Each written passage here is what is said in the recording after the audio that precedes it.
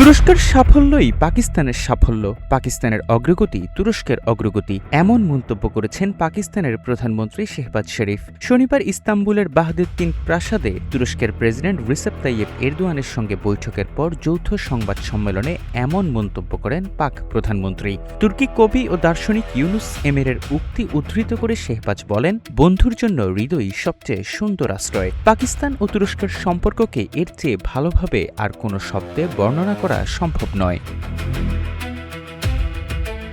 পাক প্রধানমন্ত্রী বলেন, তুরস্কের জনগণের হৃদয়ে পাকিস্তান সবসময় একটি বিশেষ স্থান পেয়েছে।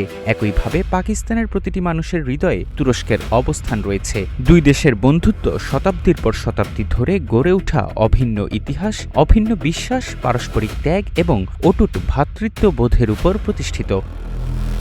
দৃঢ় বন্ধনের আস্থায় শক্তিশালী স্টিলের আরেকটি নাম জেডএসআরএম। সংবাদ সম্মেলনে পাক প্রধানমন্ত্রী 2010 সালের ভয়াবহ বন্যার সময় ক্ষতিগ্রস্ত এলাকা পরিদর্শনে প্রেসিডেন্ট এরদোয়ানের সফর ও ফার্স্ট লেডি এমিনে এরদোয়ানের মানবিক সহায়তার কথাও উল্লেখ করেন। শেহবাজ জানান, পাকিস্তান ও তুরস্ক দুটি দেশ হলেও একই আত্মার দুটি হৃদয়। এ সময় প্রেসিডেন্ট এরদোয়ানের সঙ্গে বৈঠকে দুই দেশের মধ্যে বাণিজ্য, বিনিয়োগ এবং শিল্প খাতে সহযোগিতার অগ্রগতি নিয়ে সন্তোষ প্রকাশ করা হয়েছে বলেও জানান শেহবাজ।